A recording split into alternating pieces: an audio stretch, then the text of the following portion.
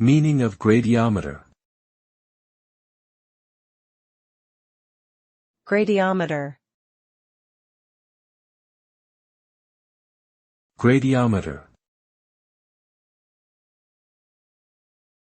Gradiometer.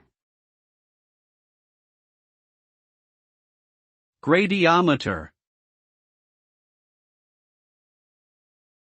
A gradiometer is a device used to measure the spatial gradient of a physical quantity, such as magnetic or gravitational fields.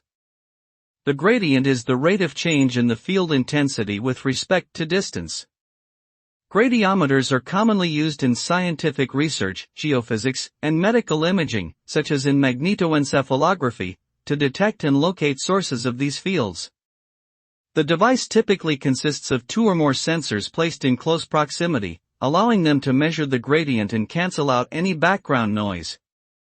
Overall, gradiometers play an important role in various areas of study where precise measurement of spatial gradients is required.